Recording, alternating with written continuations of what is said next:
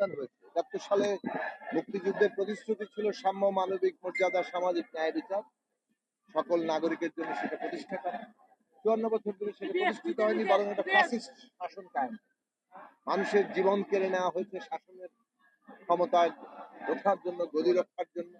গুম করা হয়েছে, খুন করা হয়েছে, এবং সেই কারণে আবার অভ্যুত্থান হয়েছে, আবারও হাজারো মানুষ প্রাণ দিয়েছে।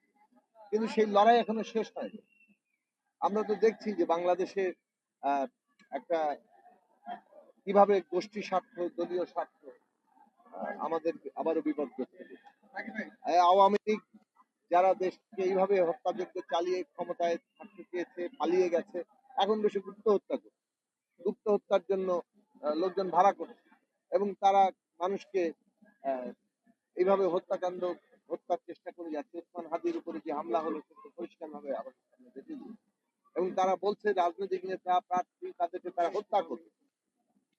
এখন এইটাও সুযোগ পেয়েছে, কারণ হচ্ছে এখানে অভ্যুত্থানকারী শক্তিরা নিজেদের দলীয় স্বার্থকে এমন ভাবে সামনে নিয়ে আসছেন এবং এমন ভাবে তারা প্রতিযোগিতা করছেন যে এখন যে আমরা একটা গণতান্ত্রিক উত্তরণের কালে আছি, বিচার, সংস্কার, নির্বাচন, এটা যে একটা জাতীয় কর্তব্য, জাতীয় পুনর্গঠনের কাজ, সেই কাজটি তো ভুলে গেছে। রাজনৈতিক দলগুলোর মধ্যে কোন কোন দলকে দেখা যাচ্ছে যে যে কোনো মূল্যে কোন একটা দলকে খাটো করে ক্ষমতায় আসতে হবে।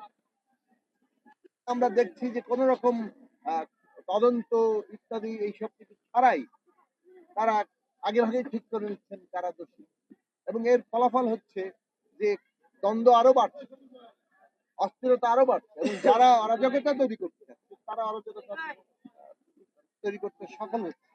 ফলে মূল লক্ষ্যটা হচ্ছে অভ্যুত্থানের অর্জন ব্যর্থ করে দেওয়া, এবং সেইটা সম্ভব যদি এইখানে অভ্যুত্থানকারী শক্তি সময়ের মধ্যে ন্যূনতম জাতীয় ঐকমত্য না থাকে।